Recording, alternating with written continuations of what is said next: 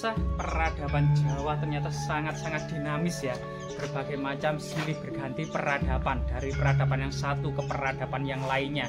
Dan tentunya banyak tinggalan yang terserak atau puing-puing atau berupa reruntuhan ya.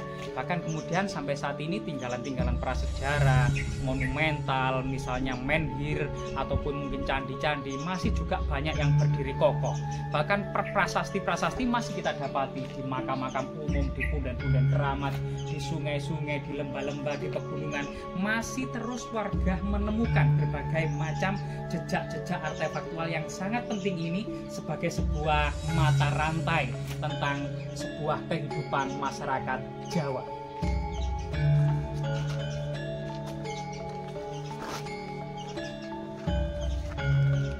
Assalamualaikum ya alat kubur, fa'ina insyaallah bikum lahikun.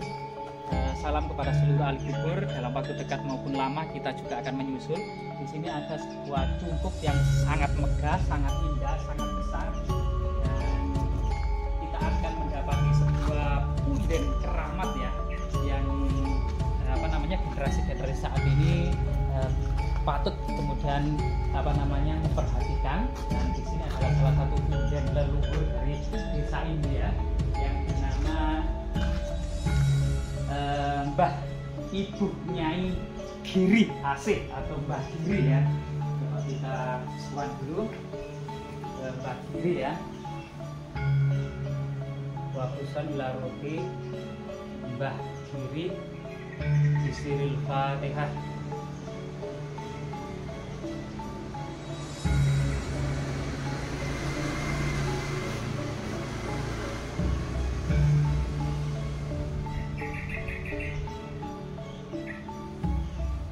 Jadi di lokasi ini memang banyak beberapa catatan atau kemudian cerita tutur yang mengatakan bahwasanya punden ini erat kaitannya pada era Wali Songo, di mana salah satu kemudian anggota dari Panembahan Giri Kedaton di Gresik ini kemudian menuju ke area lereng timur dari Gunung Penanggungan ini untuk menyebarkan dakwah Islam, karena memang sudah era peradaban yang sudah berganti, di mana kemudian masyarakat Jawa di era para wali ini beralih dari agama Hindu Buddha menuju agama Islam. Nah ini luar biasa sekali.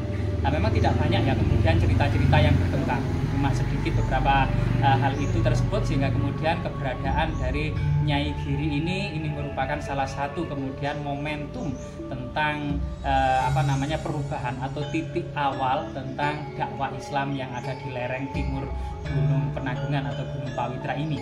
Gunung Penanggungan atau Gunung Pawitra ini erat kaitannya juga semacam akademi pada masa peradaban kuno Hindu Buddha. Banyak sekali kemudian berbagai macam corak keagamaan, baik itu Buddha, Resi, Siwa maupun Kabuyutan yang berkembang, yang juga menjadi akademi ya tentang berbagai macam keragaman tersebut dalam satu gunung.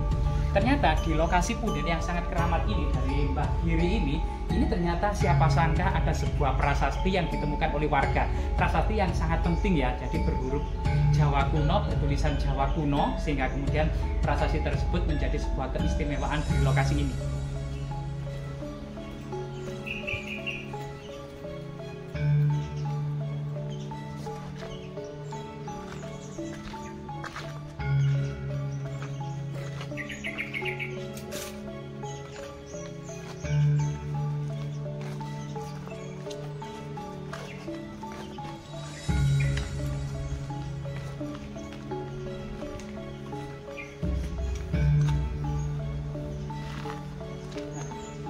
Jadi rahayu.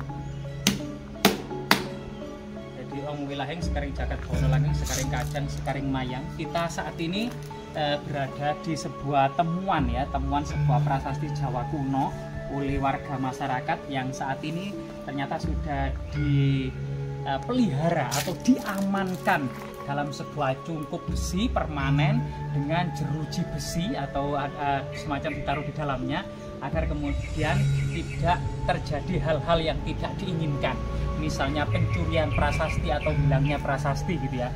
Semoga kemudian ini kuat gitu ya untuk kemudian menjaga tangan-tangan jahil, apalagi kalau malam harus ada penerangan sehingga kemudian warga tahu kalau ada tindak-tindak yang tidak kemudian diinginkan. Nah, prasasti ini merupakan prasasti Jawa kuno ya.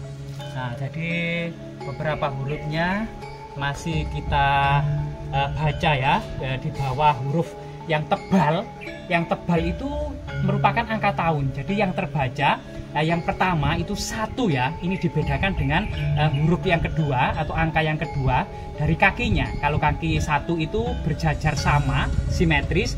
Sedangkan huruf kedua atau angka yang kedua ini kaki yang kanan ini agak memanjang ke bawah daripada angka yang depan, yang artinya adalah 2, angka 2. Sedangkan di belakangnya angka yang ketiga merupakan terbaca 6 gitu ya.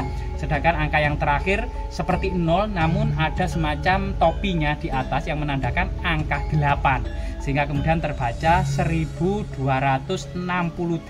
Saka atau tahun 1346 Masehi, masa Tribuana Wijaya Tunggadewi. Jadi Ratu Tribuana ini memerintah kerajaan Majapahit mulai tahun 1328 sampai 1350 Masehi, sebelum kemudian digantikan oleh Hayam Wuruk ya, Hayam Wuruk yang merupakan putranya. Jika kita baca bagian huruf di bawah angka tahun ini adalah titi ya.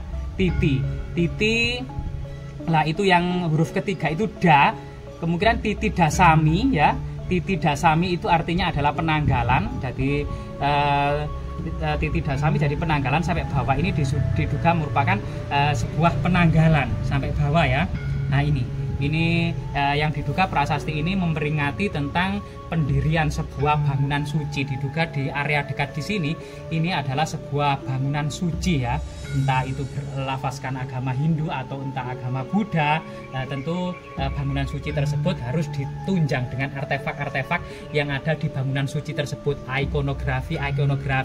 Misalnya kalau ada Linggayoni, tentu bangunan itu adalah Candi Siwa. Kalau bangunan itu tidak ada Linggayoni, kemudian arca-arca dan panteon-panteon itu mengindikasikan agama Buddha, maka arca tersebut memang berciri agama Buddha. Dan prasasti ini sangat luar biasa sekali, juga berdekatan dengan candi yang sangat monumental, yaitu Candi Jawi era Kerajaan Singosari. Sehingga memang tahun-tahun sekian jika dikurangi 12 dalam upacara serada, kemungkinan memang di sini ada sebuah ungkapan bahwasanya pendirian bangunan suci tersebut itu adalah diperingati dalam upacara serada agung, yaitu 12 tahun atas mangkatnya seorang raja. Jika kemudian tahun 1346 Masehi, masa Tribuana, dikurangi 12, maka akan ketemu tahun 1334 Masehi gitu ya.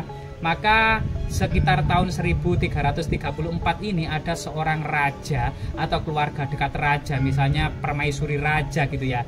Bisa jadi itu termasuk istri-istri Diawijaya yang salah satunya dari 4 gitu ya. Kecuali kemudian yang terakhir Gayatri, karena Gayatri itu mungkin saja kemudian lebih muda dari angka tahun ini.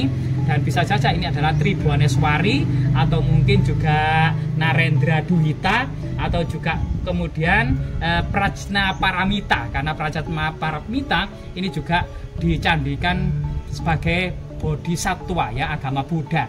Lah ini bisa saja kemudian sebenarnya ada tokoh-tokoh yang seumuran dengan Diawijaya. Jika Diawijaya sendiri mangkat tahun 1309 gitu ya, ada pahlawan-pahlawan atau bangsawan-bangsawan dan pangeran Singosari yang sangat monumental, yang tahun-tahun ini juga merupakan perpindahan ya. Empu Adityawarman, yaitu seorang maharaja yang menjadi Raja Dharmasraya Melayu yang berpindah dari Jawa Majapahit setelah membangun Candi Jago, kemudian pindah ke Dharmasraya, pindah ke Suruaso ya, Minangkabau, menjadi Raja Melayu di Minangkabau. Nah itu adalah tahun-tahun itu juga setelah tahun semacam mangkatnya ayah dari Adityawarman. Dan ayah dari Adityawarman tidak lain adalah Acwaya Brahman atau Acwaya Dwaja dalam beberapa sumber prasastinya ya. Semoga kemudian prasasti ini mengungkap jejak-jejak bangunan suci yang ada di area ini, yang nanti juga kita telisik ya, di area ini adakah kemudian candi megah. Dari segi inskripsi angka tahunnya ini semacam-macam dipahat sangat halus, dan tentunya candinya itu juga sangat megah. Semoga temuan prasasti oleh warga ini gitu ya, yang mengingatkan sebuah peradaban dan kejayaan masa lalu, ternyata lereng timur dari Gunung Penanggungan yang sangat identik dengan peradaban Singosari ini, ada juga kemudian prasasti era kerajaan Majapahit.